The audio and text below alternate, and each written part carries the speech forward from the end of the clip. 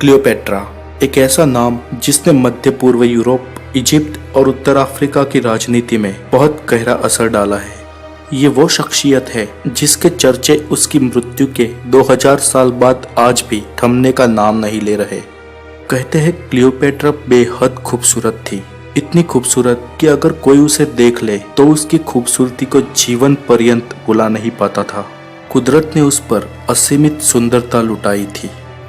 कहा जाता है कि वो जितनी खूबसूरत थी उतनी ही चतुर, षड्यंत्रकारी और खतरनाक थी। उसने सत्ता के लिए हर वो हरकत की जिसे हम सोच भी नहीं सकते और जीवन पर्यंत क्लियोपेट्रा के सैकड़ों पुरुषों के साथ शारीरिक संबंध रहे थे। तो आइए जानते हैं टोलेमाइक इजिप्ट की आखिरी एक्टिव रूलर क्लियोपेट्रा सात के बारे में। क्लियोपेट्रा का जन्म 69 ईसा पूर्व में इजिप्ट के अलेक्जेंड्रिया में हुआ था। क्लियोपेट्रा एक ग्रीक नाम है जिसका मतलब होता है ग्लोरी ऑफ फादर, यानी पिता का गौरव। कहते हैं क्लियोपेट्रा जब 17 साल की थी तब उसके पिताजी का निधन हो गया। उसके पिता एक राजा थे और कायदे से उनकी सारी मिल्कत और उनका एम्पायर क्लियोपेट्रा और उनके भाई टोलेमी में बंट जाने वाला था और प्राचीन मिस्र की परंपरा के अनुसार वो अपने ही भाई की पत्नी बनने वाली थी। लेकिन सत्ता और साम्राज्य के संघर्ष के चलते उसे अपने ही मिल्कत से हाथ धोना पड़ा और वो अपने राज्य से भाग गई, लेकिन उसने सत्ता पाने का साहस नहीं खोया था। क्लियोपेट्रा के अज्ञातवास के दरमियान ही उसकी मुलाकात जूलियस सीजर नाम के राजा से हुई। जूलियस रोमन एम्पायर का राजा था। जब उसने क्लियोपेट्रा को पहली बार देखा वो उसकी खूबसूरती का कायल हो गया और क्लियोपेट्रा ने भी जूलियस को अपनी खूबसूरती के मायाजाल में फंसाकर उसको अपना दीवाना बना लिया। क्लियोपेट्रा ने जूलियस को वो सब कुछ दिया जो वो चाहता था और उसके बदले जूलियस को मिस्र पर युद्ध करने के लिए उकसाया और ठीक वैसा ही हुआ। जूलियस सीजर ने मिस्र पर युद्ध कर टोलेमी यानी क्लियोपेट्रा के भाई को मौत के घाट उतार दिया और क्लियोपेट्रा को मिस्र की रानी बना दिया। ये थी क्लियोपेट्रा की राजनीति में आने की और सत्ता पाने की शुरुआत। मिस्र की प्रथा के अनुसार तब राजाओं के वंशज भाई बहनें आपस में शादी करते थे, इसलिए क्लियोपेट्रा को रानी बनने के बाद अपने एक और छोटे भाई के साथ शादी करनी पड़ी। लेकिन क्लियोपेट्रा खुद अकेली ही सत्ता करना चाहती थी, इसलिए उसने अपने छोटे भाई या यूं कहे कि उसके पति को मरवा डाला और उसकी और एक छोटी बहन की भी विष देकर हत्या करवा दी।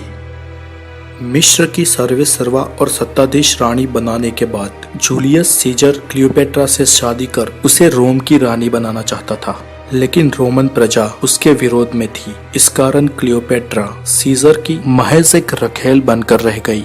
जूलियस सीजर से क्लियोपेट्रा को एक बेटा भी हुआ था।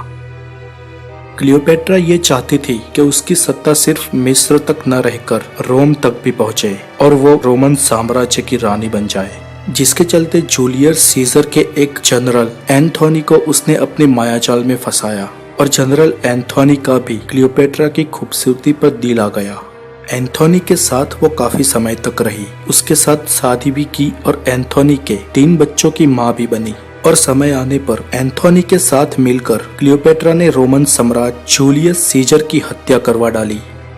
सीजर की हत्या के बाद अब रोम की राजगादी का वारिस था जूलियस सीजर का लड़का ऑक्टेवियन सीजर। ऑक्टेवियन सीजर को रोम का अगला सम्राट न बनाया जाए, इसके लिए एंथोनी ने और उसके साथियों ने रोम में प्रचंड विरोध किया। उस वक्त क्लियोपेट्रा ने भी एंथोनी का साथ दिया और दोनों ने मिलकर रोमन के साथ युद्ध किया, लेकिन ऑक्टेवियस सीजर की फौज के सामने वो टिक नहीं पाए और क्लियोपेट्रा अपने 70 जहाजों के साथ युद्ध स्थल से वापस मिस्र भाग आई और बाद में एंथोनी भी उसके पीछे चला आया। इधर ऑक्टेवियन सीजर किसी भी हाल में गद्दार एंथोनी को सजा देना चाहता था, इसलिए उसने क्लियोपेट्रा को हथियार बनाया और क्लियोपेट्रा ने अब ऑक्टेवियन सीजर के साथ मिलकर अपने ही शहर अलेक्जेंड्रिया में एंथोनी की हत्या कर दी। एंथोनी की हत्या करने के बाद क्लियोपेट्रा ऑक्टेवियन सीजर को भी अपनी मायाजाल में फंसाना चाहती थी और रोमन साम्राज्य की महारानी बनने का अपना सपना पूरा करना चाहती थी।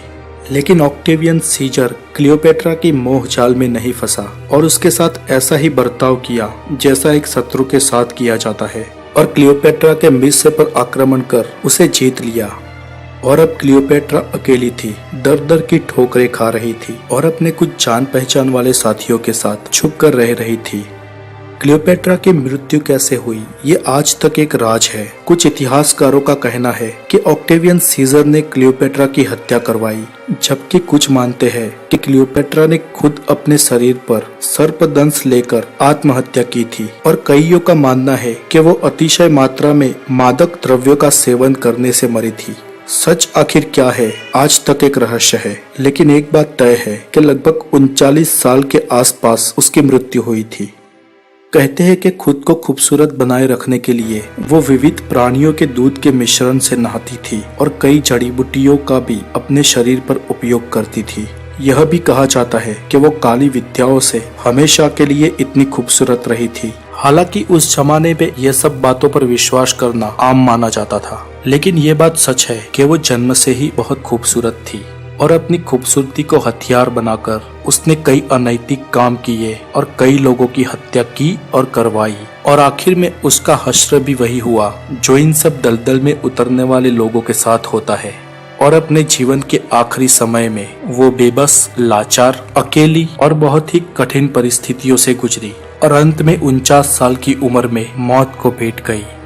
तो आज के लिए इतना ही। दोस्तों, आपको अगर ये वीडियो अच्छा लगा हो तो जरूर लाइक करें और अगर आप द नॉलेज पे नए हैं तो हमें जरूर सब्सक्राइब करें। आगे फिर मुलाकात होगी। आपका दिन शुभ और मंगलकारी हो। Take care.